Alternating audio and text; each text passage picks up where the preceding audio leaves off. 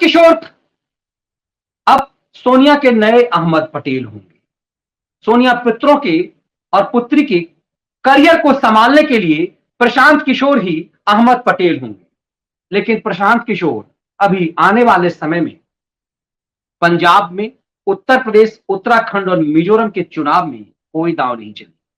प्रशांत किशोर ने कहा है कि वो अपनी साख दांव पे नहीं लगाएंगे, इसलिए उन्हें लंबा समय दिया जाए। कांग्रेस सूत्रों के मुताबिक सोनिया गांधी ने यह तय कर लिया है कि अब प्रशांत किशोर के हाथों कांग्रेस की नैया हो। दरअसल राजीव गांधी की मौत के बाद सोनिया परिवार के सबसे बड़े सिपह सालार और कहते हैं कि कांग्रेस के चाणक्य उन्हें कहा जाता रहा अहमद पटेल। अहमद पटेल के लिए यह भी कहा जाता रहा कई जगह के कि गुजरात में वो अलग ढंग का दांव चल रहे हैं। अहमद पटेल सादगी के प्रतीक बने रहे और कांग्रेस के सबसे बड़े खजांची रहे सीताराम केसरी के जाने के बाद। भले ही बीच में मोतीलाल वोरा को यह जिम्मेदारी दी गई, लेकिन चाबी खजाने की हमेशा अहमद पटेल की रही। सोनिया गांधी को कांग्रेस में अहमद पटेल से ज्यादा भरोसा किसी पर हुआ ही नहीं। मोतीलाल वोरा अपने पूरा बुढ़ापा 90 साल होने के बाद भी मोतीलाल वोरा अपना समर्पण सोनिया दरबार में रखे, लेकिन वो हैसियत कभी नहीं पा सके जो अहमद पटेल की थी। तमाम चीजों में हिस्सेदारी अहमद पटेल की होती थी। अहमद पटेल अंतिम समय में कई सारे पेच में फंस गए थे। ईडी की छापेमारी उनके यहां हुई, कई बार पूछताछ हुई, लेकिन कोरोना के शिकार हो गए अहमद पटेल तो सोनिया की नैया डूबने लगी। कहते हैं कि सोनिया का किसी पर कोई भरोसा नहीं है, वो भरोसा जो अहमद पटेल पर था। अहमद पटेल पूरी तरह से समर्पित थे परिवार के लिए और अहमद पटेल के हर फैसले में कांग्रेस की हामी, सोनिया की हामी होती थी। अब यह लगने लगा है कि कोई ऐसा सिपह सालार नहीं। दरअसल राजकुमारियों के लिए हमेशा कोई ऐसे सलाहकार की जरूरत होती है, क्योंकि उनका चेहरा सामने सिर्फ होता है और बुद्धि गौण होती है। ऐसे समय में अहमद पटेल हर फैसले करते थे और उस पर मुहर राहुल गांधी की होती थी। लेकिन एक समय था कि यह माना जाने लगा कि राहुल गांधी की भी नाराजगी अहमद पटेल से होने लगी थी, क्योंकि अहमद पटेल की बड़ी वफादारी सोनिया गांधी से थी। अहमद पटेल पर कई गंभीर आरोप लगे, गबन के आरोप लगे, पार्टी फंड के नाम पर वसूली के आरोप लगे, कई तरह के ऐसे आरोप जिसमें ईडी के शिकंजे में थे अहमद पटेल। लेकिन दिलचस्प ये देखिए कि जो नेशनल हेराल्ड का केस था उसमें अहमद पटेल ने कोई हिस्सेदारी नहीं ली। अहमद पटेल जब फंसे तो मोदी सरकार जब केंद्र में आई तो उस मामले में अहमद पटेल फंसे, अपने बेटे की कंपनी को लाभ पहुंचाने के मामले में अहमद पटेल। वैसे अहमद पटेल के ऊपर किसी ढंग का कोई दाग नहीं था। अहमद पटेल बिल्कुल सादगी अपने आप के रूप में अपने आप को पेश करते थे, लेकिन चाल और दांव बहुत जबरदस्त चलते थे। कहा जाता है कि तुष्टीकरण की राजनीति पर जो कांग्रेस गिरती चली गई, कांग्रेस जो एक तरह से शांति प्रिय समुदायों के प्रति नतमस्तक होने लगी, उसमें अहमद की बहुत बड़ी भूमिका है। अहमद किसी चीज में फ्रंट पर नहीं आते थे, अहमद की बदनामी कभी नहीं होती थी। चाल तिहारी चिदम्बरम चलते थे, हर फैसले में सामने से किसी चीज में नाम दूसरे नेता का होता था, लेकिन इसमें पूरी भूमिका अहमद की होती थी। अहमद एकमात्र नेता थे कांग्रेस में जो अंतिम फैसला लेते थे। अहमद के फैसले को कोई नहीं टालता था। दरअसल प्रशांत किशोर ने कांग्रेस में यही दांव चली है और प्रशांत किशोर ने साफ कर दिया है कि जब कांग्रेस उनके हाथ में होगी तो राहुल गांधी और सोनिया गांधी के अलावा कोई उनके मामले में हस्तक्षेप नहीं करेगा। G23 को दरअसल इसी चीज पर आपत्ति थी और इसीलिए एक गोल गोल ये माहौल बनाने की कोशिश राहुल गांधी कर रहे थे कि प्रशांत किशोर को अहमद पटेल की तरह की अहमियत दी जाए। लेकिन G23 के गुट के लोग प्रशांत किशोर को कांग्रेस में एंट्री तो देने को तैयार हैं, लेकिन वो हैसियत देने को तैयार नहीं है जो अहमद पटेल की है, और प्रशांत किशोर उससे कम पर मानने को तैयार नहीं है। उन्होंने साफ कहा है कि उनके काम में हस्तक्षेप सिर्फ सोनिया गांधी और प्रियंका वाड्रा कर सकती है। राहुल गांधी कांग्रेस अध्यक्ष होंगे तो राहुल गांधी की हैसियत होगी। ये खबरें कई तरह से अलग अलग सूत्रों के हवाले से छान करके आ रही है। और इस मामले को पेंडिंग में डाल दिया गया था क्योंकि G23 कपिल सिब्बल ने अपने घर पे जो बैठक की थी, जिसमें मनीष तिवारी समेत, आनंद शर्मा समेत, गुलाम नबी आजाद समेत कांग्रेस के कई कद्दावर नेता थे।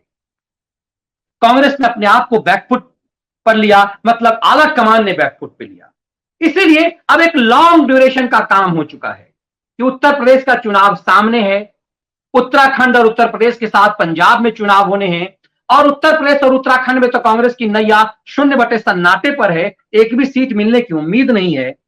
पंजाब में सरकार जानी है क्योंकि कांग्रेस अपनी सरकार के लिए आत्मघाती फैसले ले रही है। इसीलिए प्रशांत किशोर ने तय किया है, जानकारी के मुताबिक, कांग्रेस सूत्रों के मुताबिक, कि प्रशांत किशोर ने साफ कर दिया है कि वो पंजाब, उत्तर प्रदेश, उत्तराखंड और पूर्वोत्तर के मिजोरम के चुनाव में वो राजनीतिक जिम्मेदारी नहीं लेंगे, लेकिन 2024 के चुनाव के लिए एक लंबा टाइम उन्हें चाहिए।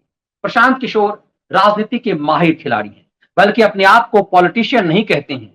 उनकी आपत्ति होती है कि वहां राजनेता नहीं है। यह अलग बात है कि वो खुल करके नीतीश कुमार की पार्टी में शामिल हुए, महासचिव का ओहदा लिया उन्होंने, एक मंत्री के स्तर का ओहदा था, लेकिन फिर भी अपने आप को पॉलिटिशियन नहीं मानते हैं।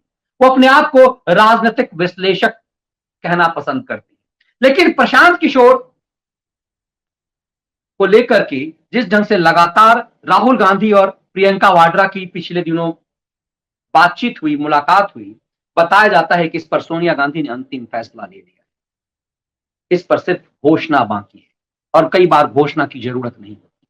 कांग्रेस ने तय कर लिया है कि उसकी डूबती नैया को अब केंद्र में कोई पार नहीं लगा सकता। हर दांव कांग्रेस हताशा में है। ऐसे में प्रशांत किशोर की पिछले दिनों जो सफलता जिस तरह की रही है, खास करके बंगाल चुनाव में ममता बनर्जी की जीत में जो क्रेडिट प्रशांत किशोर को मिला, प्रशांत किशोर के पीछे, भले ही लोग मानते हैं कि प्रशांत किशोर ये तुक्काबाज है, प्रशांत किशोर खुद भी कहते रहे हैं कि वो किसी पार्टी को जिता नहीं सकते, वो जीत के आंकड़े को कम बेस करा देते हैं।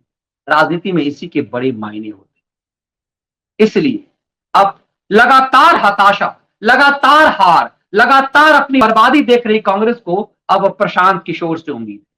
राहुल गांधी का करियर लंबा है, लेकिन लंबे समय से राहुल गांधी वो अवसर तलाश रहे हैं जिसके लिए उन्हें क्रेडिट दिया जा सके कि फलाना राज्य में जीत राहुल के कारण हुई।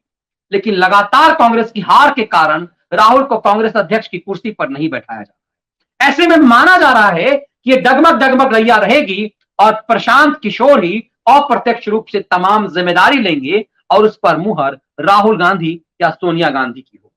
मतलब ये तय हो चुका है कि G23 को गटर में डालने को सोनिया तैयार हो गई।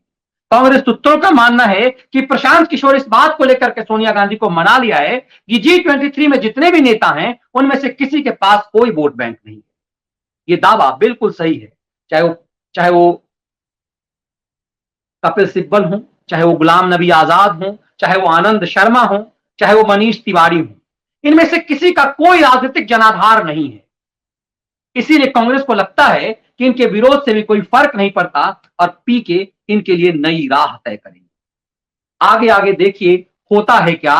इस दांव में कांग्रेस अपनी डूबती नैया में प्रशांत किशोर की कितनी जरूरत महसूस करते हैं। अब तक प्रशांत किशोर कांग्रेस के लिए घातक रहे हैं। अब कांग्रेस को इस घातक चरित्र से, आहत से राहत कहां तक देते हैं प्रशांत किशोर, ये देखना दिलचस्प है। इतना साफ हो गया है कि वो डिस्क्रेडिट नहीं लेना चाहते हैं। वो किसी भी स्थिति में योगी के सामने उनके पास, उन्हें लगता है कि इतना वक्त नहीं है कि वो प्रशांत किशोर, प्रियंका वाड्रा पर दांव खेल सकें। इसीलिए 2024 का लंबा वक्त वो लेना चाहते हैं।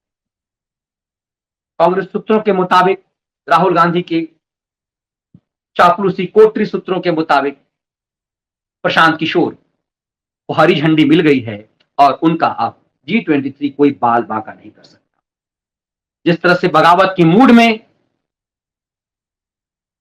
पिछले कई दिनों से वकील साहब हैं कांग्रेस पार्टी के पूर्व कानून मंत्री कपिल सिब्बल, उससे लगता है कि उन्हें पार्टी से किनारा कर देना बहुत आसान हो जाएगा।